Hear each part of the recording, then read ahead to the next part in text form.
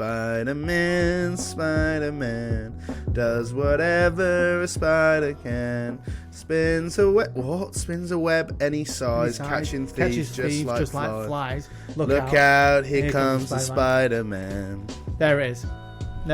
Boom. Break it down. Here comes the Spider-Man.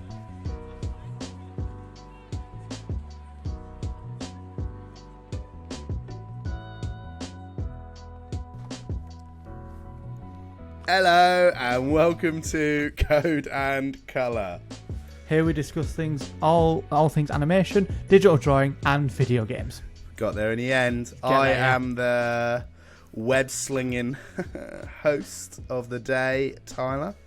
And I'm your friendly neighbourhood second host, Josh. Oh, I love that. That was good. That was very good. Very, very good. How have you been? Do you know what, mate? I'm going to be real with you. Be real. I've seen far too much of you this week. I have seen a lot of you, yeah. I have. So I don't actually care how you are, to be honest. Yeah, because you know pretty much everything I've been doing this week because I've been with you. Okay. So yeah, we've I've done a bit of drawing. I've been drawing vehicles. I'll say a vehicle as such. It's basically a style in which it's like a caricature of like a supercar or a sports car, but they have really giant wheels on. And it's always been something I wanted to be able to draw, and since becoming, better at the craft like we both have, it's enabled us to draw things we've never been able to draw before. So I've been giving that a go. We love to see it. We do, yes. I was sending that across so we can see that, and it'll be on the Insta soon. As well as I saw a little indie movie yesterday, which I think we should talk about. Save that information. Save that. Yeah, that little indie project we'll talk about in a bit. I think I watched the same little one as well. I think so, yeah. And what else have I done? Just been drawing and seeing some great indie projects, and I've seen a lot of you and having barbecues. It's been great. Yeah, we have. Fantastic. Yeah, love that. Busy week as always then, Josh. Yeah. Oh, also, shouts out to Tyler's mum. Big up Terry. We love her. Big up Terry. We love her. What about you, my friend? Yeah, not too shabby as always. So what have I been doing? I have been doing a lot of drawing. Definitely sort of refining my style a little bit more, especially a lot more since we last spoke. I've been watching / drawing quite a bit of Ghibli. Probably in preparation. I mean, I've watched a lot of Ghibli anyway, but I'm rewatching everything purely in preparation for. I forgot to say this in the last episode. Me and Josh are going to an event where they have someone who essentially knows everything about the art style of Ghibli, and we're going to go and listen to a talk / presentation about it, which is going to be super fun. We will definitely be doing some content about that when we go to that. But yeah, I rewatched a lot of the classics. One of them being Princess Mononoke, which is one of my all-time favorite animated films, and decided to draw the princess herself, San. Fabulous. Have just uploaded it to my Instagram at @by_Tyler. Forgot my own Insta handle then, so that's good. But yeah, I just uploaded that one as well. I'll put a little process for you here. Bingo. Nice. Yeah, no, it's because I wanted to get in the habit. So for a while I've been doing a lot of tracing drawing, to kind of get familiar with not necessarily the anatomy of a human body, but kind of the shapes of the human body, and the positioning and the length of arms and legs and things like that. Because I think it's quite difficult to gauge that sometimes when you're drawing. I don't know about you, don't know how you find that, but yeah, that's one of those things. So I've been really getting into the habit of doing that. But this particular one, I decided not to trace it, but I spent hours rubbing out. Well, not hours, a good hour, I'd say, trying to get the frame right of her, rubbing bits out, redoing bits like that, and really, really taking my time to kind of get her into a shape that I thought, I did it. Even when I just did the stencil, I was like, she looks amazing. And I sent it to you at that stage as well. So she looked really cool. So I did that. What else have I been drawing? I've drawn a certain character from an indie film we're going to be talking about today. So yeah, done that. Yeah, as always, lots of Fortnite. Not a lot of Zelda this week. I haven't really had the time. I'm not gonna lie to you. And I've just seen a god awful amount of you, and finally got to meet my boy Ren. What a legend. We love him. Yeah, Baby H. Baby H. Seen him in the flesh at last. Yeah, I'll be casually adding a picture of him holding Baby Ren, sliding across the screen as we talk. I don't think we'll be doing that.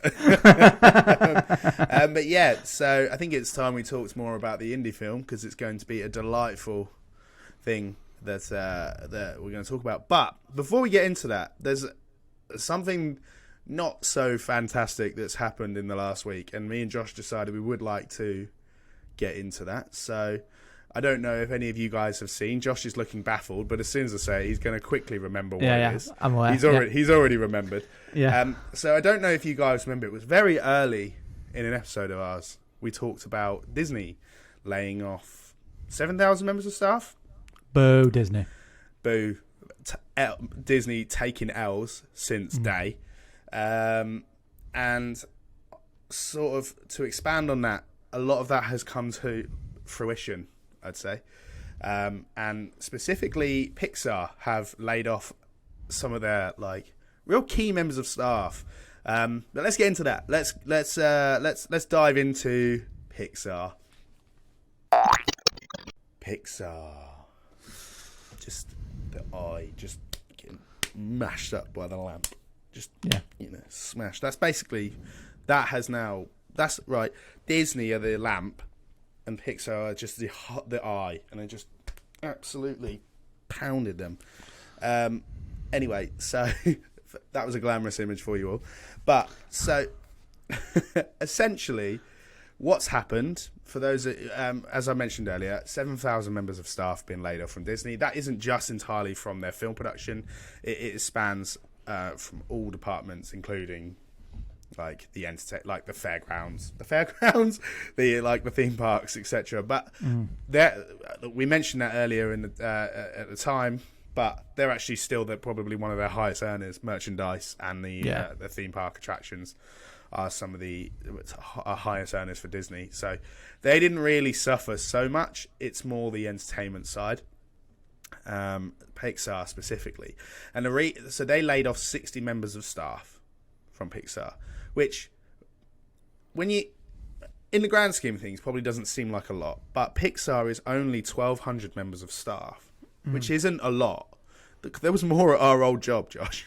There was. I don't even know where they are these days, but there was more members of staff at our old job than there are at Pixar, and that's a crazy.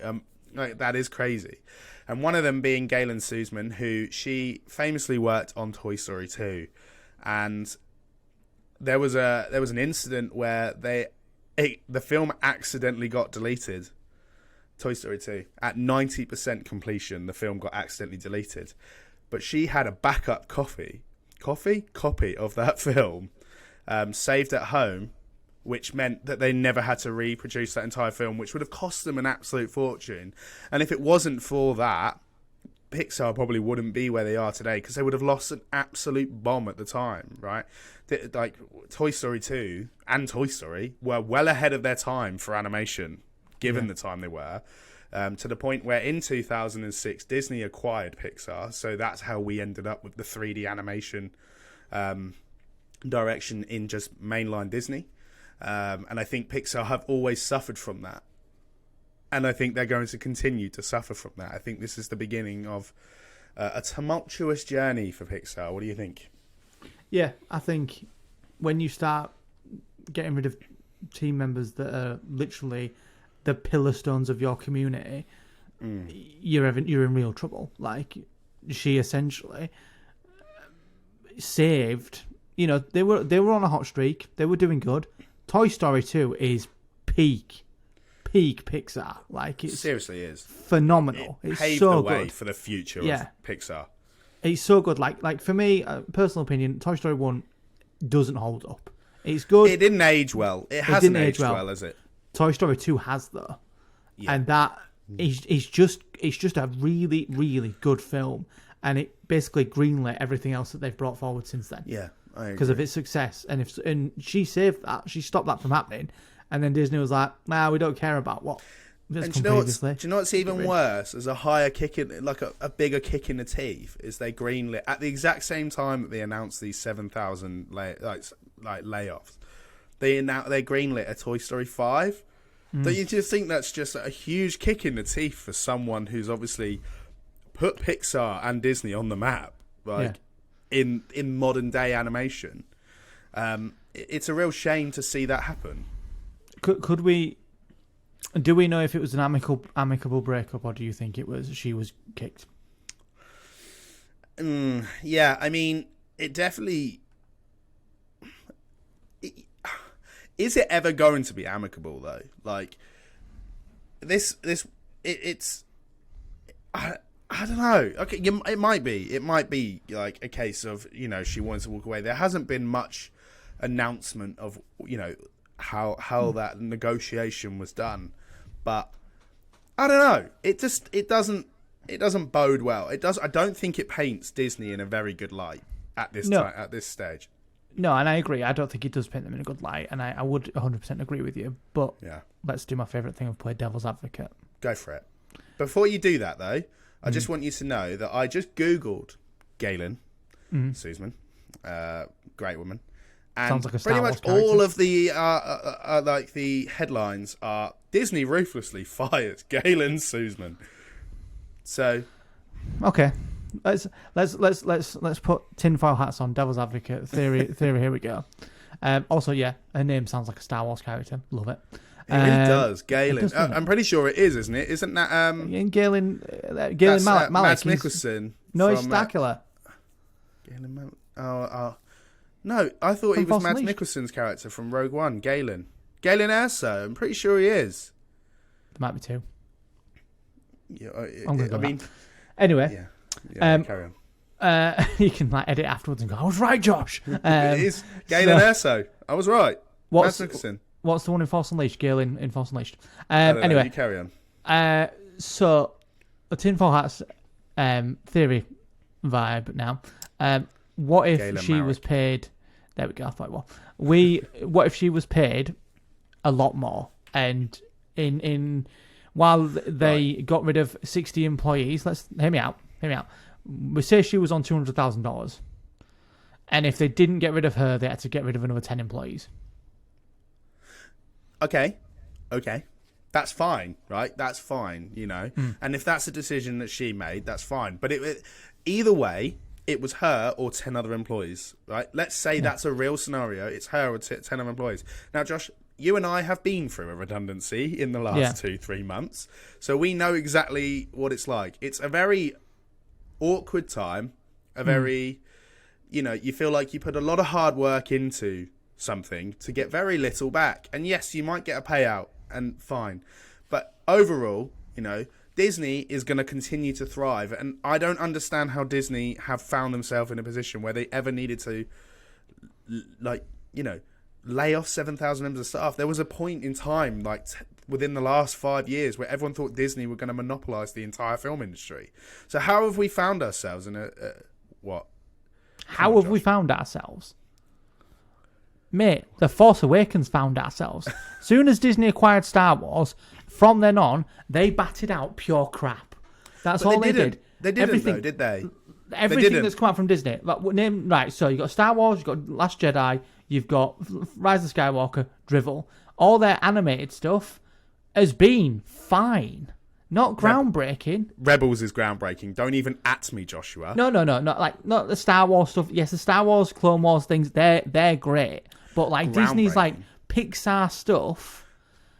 I mean, Pixar, if we think about films that's come out from Pixar, there's nothing that's gone Turning Red was Pixar. Okay, so Disney acquired Pixar, right? Yeah. In 2006, right? That's a long time. So we've had my boy, right there, Wall-E, 2006. Greatest movie, one of the greatest movies of all time. Fair, okay. Greatest movie, Up, The Incredibles 2, Toy Story 3, Cars 3, Finding Dory, which arguably is actually one of the highest animated films of all time.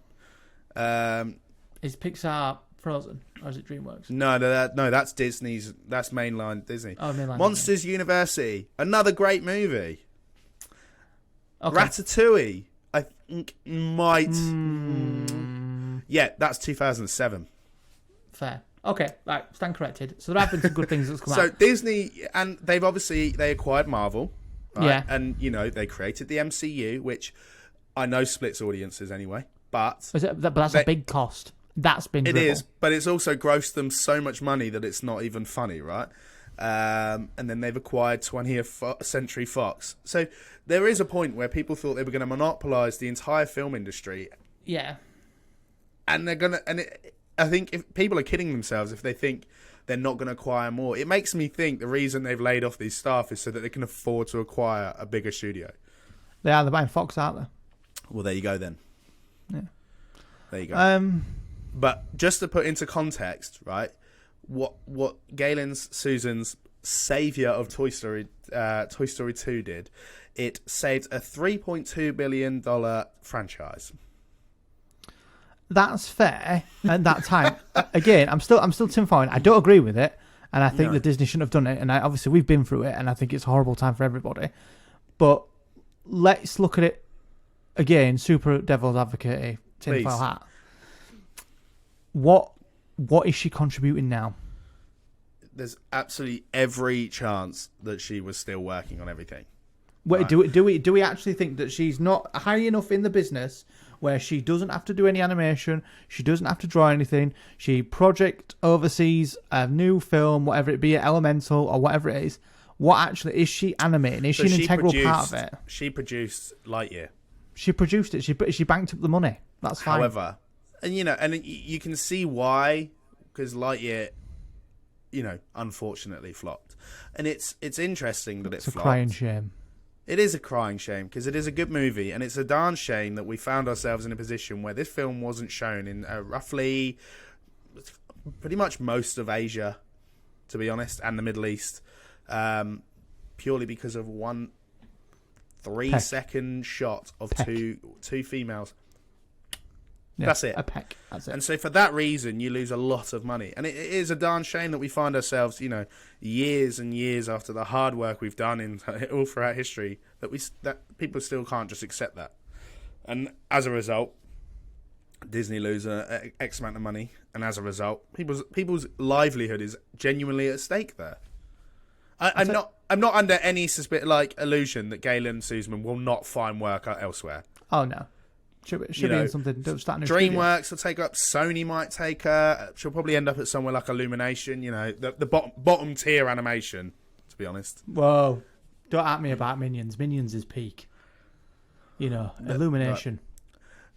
On that note, shall we get into what we're going to actually talk about today? Before I have to cave your head in about that Minions comment. So today we're going to be talking about a small indie movie that's just come out, known as Spiderman Across the Spiderverse. Let's get into it! What's up, Danger? No. Just this soft spot. What's up, Danger? That's obviously from Into the Spider-Verse and not in the second one. But Spider-Man Across the Spider-Verse. Now, forewarning, lots of spoilers. If you haven't seen it, just, pause the video, nip to the cinema like you should have done already. Come back, press play again, and we'll enjoy this together. Across the Spider-Verse. Josh, what did you think? I'm really glad you sort of set the tone with that, because I was really struggling to skirt around what I was going to talk about. I was like, So there's this person in there who wears a white suit and he's got spots. I won't spoil his name. He's the spot. He's the spot. Initial thoughts. Oh, Josh. Incredible. Yes. Incredible. Yeah. Incredible. I think it was. It's just. I think that's the end of the podcast. It's incredible. Go and watch it. See you later. Yeah. No. Any more thoughts on it before we dive into this movie?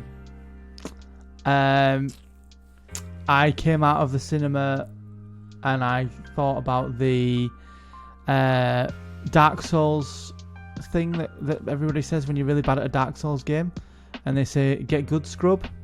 If you keep dying, and I look at the animation and I look at the artistry, and I'm like, I'm just not there yet, and it made him like get good scrub. So the minute the film finished, Josh turned to me and went, if there's one thing we need to take away from this, it's that we need to get better at drawing.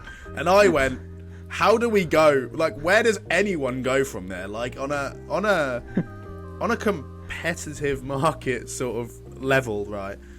Where do you go from there? Like, that is peak animation. It is peak cinema, and it is absolutely unlike anything you've ever seen before in an animated movie. Even Into the Spider-Verse, in terms of the actual animation, doesn't even scratch the surface of this movie. You know, if you could think of an animation style, it is in this movie, and it is absolutely out of this goddamn world. Now, let's break it down a little bit. It is out of the Spider-Verse, from Earth 42 to Earth whatever 99. You know, it's phenomenal. So to give a bit of an overview of the plot, this one it continues on from Into the Spider-Verse. A year. Yeah. Okay. So it's what I did actually wonder how long after. So it's a year. Gwen, Miles, and Peter haven't always seen each other for quite some time. They've all gone back to their individual universes, and we pick up with Gwen dealing with some struggles of her own, and then we also have Miles, who's kind of trying to adjust to being just a friendly neighborhood superhero again, and then he kind of gets sucked into dealing with the canon, they call it, which is something that's dealt with in the Spider-Man HQ, Across the Spiderverse, which is essentially the multiverse, and it's just wild. It's left on a major cliffhanger. I was speechless for half the movie. I just want to get one gripe out of the way, and then we can move on. Is it what I think it is? Huh? Is it what I think it is? Huh? Yeah. Yeah, it was so quiet. Like, the audio, it was, like I said to Josh, it was very difficult for me to immerse myself completely into this film. I did, but I had to force myself a little bit. Not because the film is in any way, shape or form bad. For some reason, they need to go and remaster this movie because it's just so quiet. And, like, obviously it was the middle of the day on a Sunday and there were kids in the cinema because it's a kid-friendly movie. Although, arguably not. Yeah. And it was just difficult to hear because their kids just have no, perception of shutting up at all. So they love just children. talk. Our audience knows he loves children. Baby Ren is my fave, so there we go. But yeah, other than that, fantastic. Right, let's get back to it. Josh, what did you think of The Spot? Why don't you tell us who The Spot is? The Spot is a character from the first film, which we don't realise is from the first film, that Miles throws a bagel at. That small, minute little detail where he throws the person he throws a bagel at becomes The Spot. Yeah, because of the super collider gets blown up in the first one, and it gets like an accident gets attached to essentially a particle from a super collider. I didn't sort of get what it was, but when you see him in the trailers, you think, yeah, he's gonna be really annoying and really boring, and he's gonna be a one note, and like let's see the bigger villain. Yeah. And he is it. It transpires that he is the bigger villain. And he's hardcore. I don't know if you guys remember, but there was a shot that I showed you guys that I was inspired by with some drawing and animation I did. And I didn't actually put two and two together, but that is The Spot.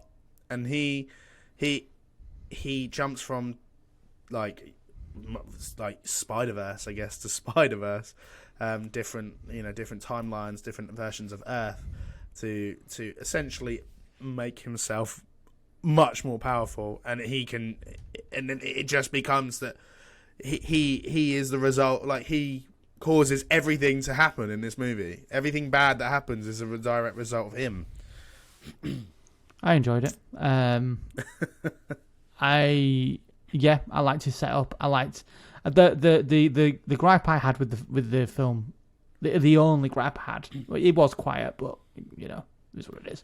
But the main gripe I had is I thought that the beginning sort of dragged a little. It just outstayed its welcome a little bit too long. We got a lot of exposition on Miles again. Yeah, there's a lot of it starts off with Gwen, and it was fabulous, and then you meet Miguel, Spider-Man 2099, who's not named Spider-Man 2099. But he is. And he's good, and he's fabulous, and he's awesome, and very much a vampire, which I've found out. He is great. The setup's great. He's not as cutthroat as you think he is in the trailers. He's actually quite funny. But then it cuts to Miles and Miles' problems, and yes, he has the fight with the Spot in there, which is really good and really enjoyable. But it's broken up with just school mundane stuff, and I like it. It was good. It was just a tad too long. And then when Gwen comes back, and when they go to the next part, which we're going to talk about, I loved it. Like from that point, there was a definite sort of shift, a gear shift. It was when Gwen magic. It was when Gwen and Miles reunite. And whenever Gwen's on the screen, initial great. When she's gone, she was missed. And then when she came back, it's weird, isn't it? Like Gwen really carried this movie. Yeah, quite a lot. Like Miles does, and he is fantastic. But I don't know why. You kind of get the impression Gwen would be rather annoying, or at least slightly overbearing. I don't know why. She just comes across that way. She didn't even come across that way in the first movie, so I don't know why I get that impression of her. I think it's just the way she's kind of portrayed in a lot of the marketing. She kind of comes across like she'd be slightly overbearing, but she really carries this movie. She's really cool. She's really come into her own in this one, which I really like. Yeah. And her dynamic with Mars it's so tense. Their relationship is so tense. Watching them two, it's very obvious that they're quite conflicted about their feelings for one another. Yeah. But Gwen is also very focused on what's right. Yeah. And trying to do something good, because at the start of the movie, it's very much made out that she did something very bad, but actually she didn't, and all she's trying to do is just prove that she does good. Yeah, and right that wrong, basically. Yeah, and I think it's very much dealing with her. It's quite nice that they didn't sideline Gwen in this one. You deal with Miles, who's conflicted about also what's right. He knows I'm sure in his head he knows I can't alter the canon, but in my heart, am I going to let my dad die? Yeah, and with regards to Gwen, I thought this was Gwen's movie. And when Gwen was on the screen, it very much was. And it was good. I enjoyed it. And then when it turned to Miles, I was like, I actually want to see more of Gwen. But then when Gwen comes back, and then it became Miles's movie. It became his story about what's going to happen. And like you say, that the choice he has to make, basically, for our viewers, if you have seen it, or people that haven't seen it, please go watch the film and come back. He basically has to let his dad die, because that's how canon works. And if he doesn't do it, it'll do a Doctor Strange thing, or Multiverse of Madness, where it'll implode and there'll be an incursion and the whole world's going to end and it'll be catastrophic. So he has to let his dad die, because his dad's going to become captain of the police force. And in canon, all the captains die in Spider-Man's law. And he just can't let that happen, and he chooses not to. And that's where the best scene of Spider-Man just erupts, and So, but before we get to you're talking about the third act, right? Yeah.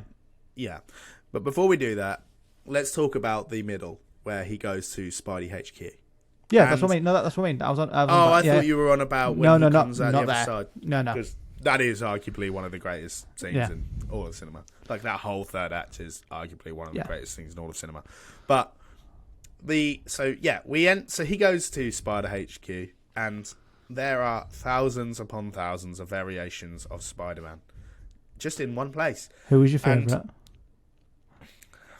Who was my favourite? Yeah. What my favourite spot? Oh, it's the horse. It's the cowboy. Definitely the cowboy. Not the spider car. Oh, sorry. Yeah, Peter Park's car. Yeah. That's so funny. What a great name. But also, I really liked the cowboy, and he was like, there's a cowboy on a horse, and the horse has a Spider-Man mask on. And Miles is like, why does he need a mask? That cracks me up, man. That really is. You didn't count to 3. That's honestly so funny. Yeah. But there was lots of cameos as well. Lots of references to older Spider-Man. We got, is it Incredible Spider-Man? No, what's his the old animated Spider-Man? What's his name? Oh, no idea. The one where he's like swinging towards the screen and he like drives past him. It flies past him. I think so. Yeah, I can't remember. I can't remember the OG one. You get loads. You get Spider-Punk, who though appears earlier. Scarlet Spider. We get the Insomniac Spider-Man game, Spider-Man. We get a very, very wow moment for animation / live action. Donald Glover appears as Uncle Aaron, has his version of Prowler, who appeared in Spider-Man Homecoming. But he isn't animated. Everything else around him is animated, and he's just live action. And it just looks clean, like so clean. Yeah, like Roger Rabbit kind of clean. Like it was. Yeah. It was like that just belongs there. And like I literally went, what? I think we both went, what? It was unreal. But yeah, loads of little cameos of different things. So that was a lot of fun. Yeah. I think you also got introduced to so obviously we had the team in the first film, which was Spider-Ham, Spider-Man Noir, whatever that. What is the Japanese one called? Penny Parker. It is Penny Parker. You're right. Yeah. We got them.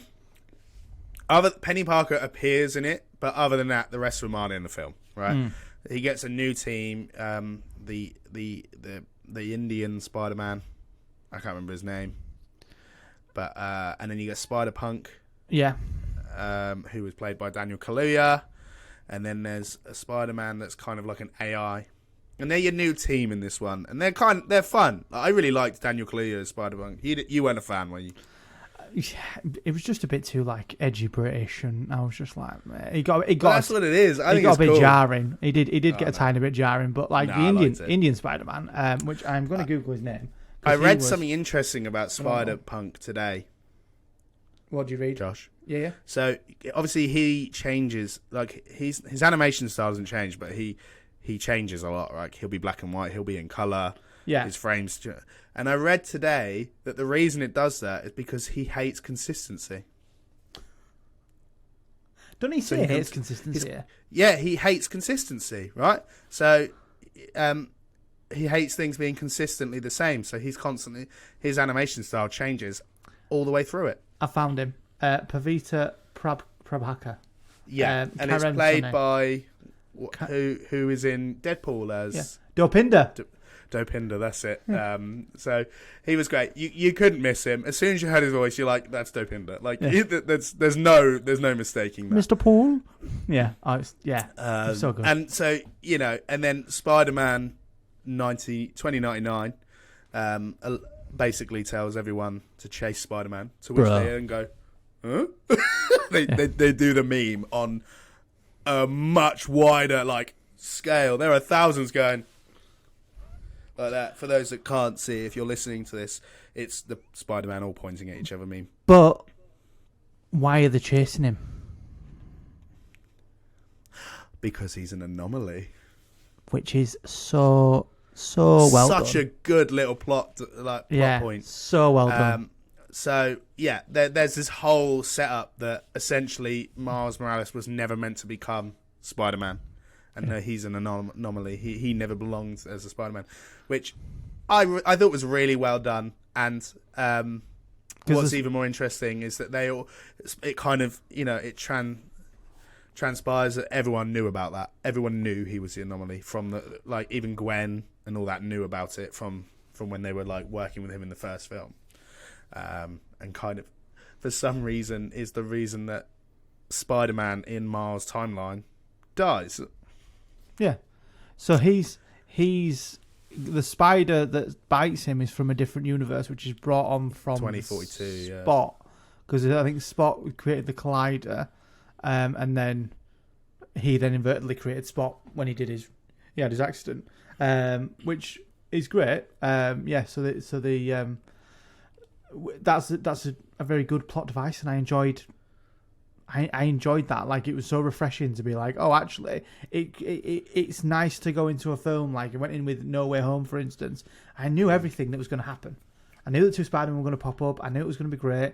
I knew everything. But to come into that and be like, oh my, I had no idea. What? Like, so good. I thought when we saw the trailer, I thought, I feel like I'm going to know what's going to pop up. But you just didn't, right? And things just kept coming. I was like, but it was done, like I was saying to Josh yesterday, the cameos were done so tastefully. It was almost like it belonged, like it was part of it. They weren't shoehorned in for the sake of, fan service. They belonged there, and they were done tastefully. And it was like, you know what? Them being there makes sense, and it does it makes sense, but it's done in a nice way that is also quite rewarding for fans. So that was amazing. And then, so he Miles is sent back to his, he thinks he's getting back to his own universe. Yeah. But the way that it's done is it's based on essentially the DNA that is created by the spider. So the device that sends it back registers the DNA on the universe that it come from and sends them back to their own universe, right? But obviously, because he's an anomaly, he doesn't go back to his original universe. He goes back to the one where the spider that bit him comes from, which is 42. And you get there, and Miles is back, and we kind of think, it looks right, but it's like... It just looked off. It doesn't look right. It was a slight shade green darker, wasn't it? And I was like, huh. And then he gets home, and Dad's not there. And obviously we're all worried Dad's going to die because, Miles thinks his dad's going to die. Yeah. He gets home to his mum, and they're talking, and he drops the "I'm Spider-Man" on her, and something just feels out of place. And then Gwen is back in his universe trying to find Miles, and they both have a pin drop moment where they realise they're in the wrong he's in the wrong universe because his Uncle Aaron is still alive, which is obviously weird. And his mum has no idea who Spider-Man is. And he has no idea because Spider-Man never existed in his timeline. Oh, and then you think, right? You think it's gonna end there, and it's like, wow. You think Gwen's just gonna go and find a Spidey that's lost in a different universe, but obviously, no. It doesn't end there. He then oh God, sorry, these are real spoilers. I'm really sorry, but it ends with Uncle Aaron luring Miles into this place. But he shows him, doesn't he, beforehand? The mural. Yeah, of his dad passing away. Which is the same mural yeah. in his universe, but it's Uncle Aaron this time. Yeah, which I thought, his dad's faked his own death because Miles gets attacked by the Prowler. By Prowler, but it's not Uncle Aaron, which is odd. So I assumed it was his dad. Yeah. Faked his death. And then it's revealed. How wrong I was. It's revealed. Oh, because it kind of becomes obvious when you think about it, because Uncle Aaron makes a comment to Miles earlier, about 5-10 minutes earlier, being like, "Oh, did you take your braids out?" And he's like, "Yeah, I want to do something." Obviously, having no idea what he's talking about. Yeah. And then this Prowler reveals himself, and me and Josh went, "It's his dad, right? He's getting attacked by his dad. It's Miles. It's Miles Morales." I couldn't believe it. Yeah. With the braids, by the way, in case you hadn't put two and two together. Looking scarred, looking evil, looking menacing. Just I was like that. Like, literally, I think I watched through the cracks of my fingers. I was like, no way. I was like, this is too intense. It was. And I even turned to Josh at one point and went, it's getting really tense. Is it just me, or is this getting really tense unnecessarily? And then... It just... And then Spider-Gwen goes back to Peter Parker's universe, gets him, teams them all up. All of the guys that teamed up in the first film are there. Noir, Ham, Penny, and then all the new guys to form some sort of super Spider-Man superhero. Can it be March already? I need it now. Nicolas Cage was iconic in the first one. I'm ready. so glad he's back. Yeah. I'm so glad he's back. Honestly, it is just amazing. So, yeah, we have just given you, but you don't need to watch it now. But it's amazing. You should just go watch it just to experience what we've just said, because yeah. Obviously, it's so you'd have good. paused it. If you're watching this, you've already seen it, and you just wanted to go through this again. But honestly, I'd like to say that it is fantastic in every single way. I couldn't recommend it higher. Yeah. It is just amazing. It is absolutely worth the hype it's getting. Yeah, it's definitely it's definitely a good trilogy. Like it's in the makings of being a good trilogy. I talked to you about it the other day, last time we spoke, and I said, you know what? I really want Tyler to watch the Apes movies. So if any of our audience have seen the new Planet of the Apes movies, I highly recommend it. It is a solid trilogy of films. Like, it's really phenomenally good, and this is there. You know, it started off with Into the Spiderverse, phenomenal movie. It's carried on with Across the Spiderverse, phenomenal movie. And I will dare say, as it stands right now, on the 5th of June 2023, Beyond the Spider-Verse will be spectacular. Yeah, I think it's going to be mind-blowing. Yeah. We both went, where do you go from here? Like, that was just leagues above anything that will come out in the next few years. Like, don't get me wrong, Super Mario looked great. One thing we should talk about. Go on. The live action stuff. Because so yeah, we got 2 glimpses of live action and a Lego universe as well. Yeah, we should talk about that, because you've heard on the grapevine, and we don't know how true this is, but you think it's going to end in live action with a live action Miles Morales. Yeah, so we think that. Well, I've heard and read, and the theory holds up. If I'm being honest, I don't want it to go this way. No. I do want it to be its own separate entity, but there's a theory going around that Beyond the Spider-Verse is going to end with him entering a universe that is live action, and so that's his introduction into live action, because it has been recently announced, as begrudgingly for me, that Miles Morales is entering live action. Don't get me wrong, I think it's fantastic for the character, and you know, it's a great step for representation for people of that ethnicity. You know, the African American culture, and they're very much the Spanish culture of America as well. The Mexican culture, the Puerto Rican culture. I think it's a great step for them, and in terms of representation, it's great to get a superhero for you guys and for those guys. And Miles Morales is just a wonderful character on every level. And I think he is so relatable on a very ground level basis, right? You know, he's very very real character with very real situations, but he also gets to do such wonderful things. And you know, I think he's great, but I just hope that they do that separately. I don't need them to continue this Spider-Verse story with live action. I think it would be jarring. I really think it would be jarring. I don't think it's going to end in live action. So one of the live action scenes is obviously Donald Glover, and the other live action scene is the Spot goes to Venom's universe and sees the Mrs. Chen, who's in the store. Everybody's seen the first Venom and second Venom, she's in there. So he is dipping into live action. So how I think it's going to go is, I think there's going to be a lot more Miles pop up in the third one. So I think you're going to get different variations of Miles Morales. Like, we can't assume that he just changes in the Prowler in every instance. There's an infinite possibilities. He could be any of them. He could be Electro. He could be Doc Ock. He could be whatever. And I think we're going to get a lot of variations of him. And one of those variations is going to be a throwaway cameo where we meet the new Miles Morales for live action. And he's going to be, hi, I'm Miles Morales from this universe. Bye-bye, see you later.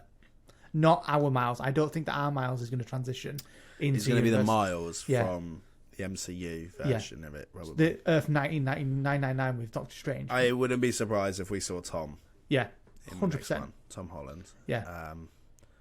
But I don't want it to be tied into the MCU. But it has to be if we want to get more Spider-Man. Maybe we don't. Maybe we don't need it. Maybe we don't need it. Maybe Spider-Verse is a legacy that, like I was saying to you yesterday, some of the greatest films have completely survived and aged magnificently based on their legacy. Yeah, true.